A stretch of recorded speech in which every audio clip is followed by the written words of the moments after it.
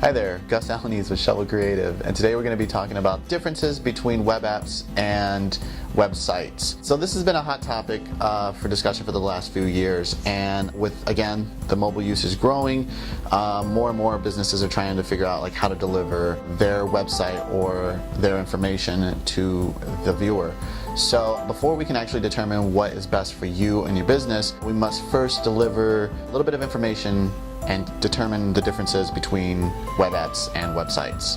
So web apps utilize the following. Whether or not you perceive these as good or bad is kind of up to you. So they're self-contained, they have a rich interactive UI using device capabilities such as cameras, GPS, or any other applications that can coincide with that specific app. Able to work offline, specific to that operating system, again, whether it is Android, Windows, or Apple iOS. Updates are installed automatically. Well, now they are. Before they weren't, so this is kind of a moot situation now. It depends on the device. With the Apple iOS 8 and coming out in 7, they currently have automatic updates. And pricey build depending on functionality. Let's go on the flip of that, which are websites. Websites utilize these features. Whether you perceive these to be good or bad, again, is up to you. Compatibility between the operating system and the phone, mobile devices, web browsers. Upgradability, it's searchable through Google or any search engine that you might be using on your mobile device. It cannot be deleted, and time costs can be cheaper than a native app. So now that we have somewhat of a more technical understanding and the pros and cons of the web app versus the website, let's best try to gauge when a web app makes more sense. So for an activity or gaming, an app will always be best due to preloading the content, run on a standalone device, and it does not need to be required to be online. So a lot of times what happens is you'll have a game, you can play it offline, your scores will be kept either local storage or built into the actual native app, and then later for connectivity, when it's on wireless, it will upload your information, so your high score of Angry Birds can be online.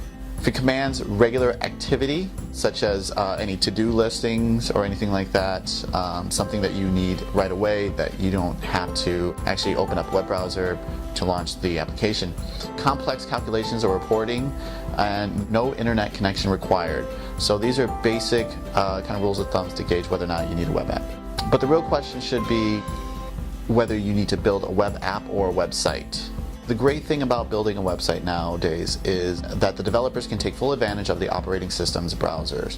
So for example, if you are an Apple device, you will have Safari, which has all the highest standards, so it's able to run CSS3, HTML5, all the current web standards. Same thing as for Mozilla on your Android device, or whether it's Chrome, or same thing as a Windows phone. These can all take full advantage of the new web standards, which can have very similar functionality and flexibility as a web app.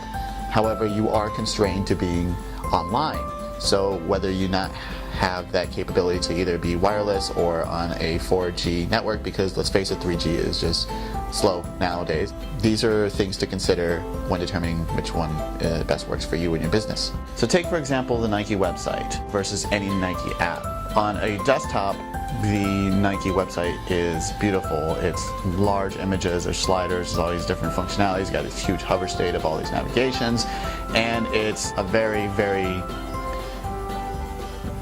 nicely done website. However, on a mobile device, the Nike website is stripped of all large images as well as a lot of the functionality, and it's down to its simplest form, which is just content.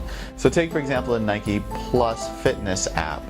There's a lot more complexity in the functionality, reporting information, and it also has the ability to use other device functionalities such as listening to music on your phone, maybe even taking a selfie while running, and it tracks a lot of information, and it requires it to run through a lightweight application as opposed to running information back and forth between servers, and also knowing how many countless people are also on that server trying to transfer that data.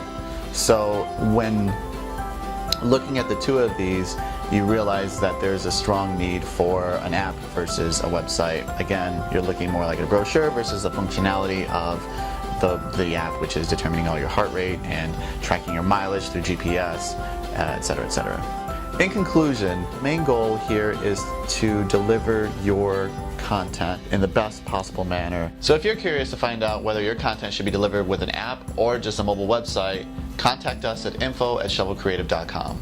Thanks for watching the video. If you'd like to share this with your friends and family, go ahead and hit the share buttons below. Until next time, my name is Gus, and we'll see you later. Yeah. I don't know, bro. The Human Torch was denied a bank loan. Unique New York.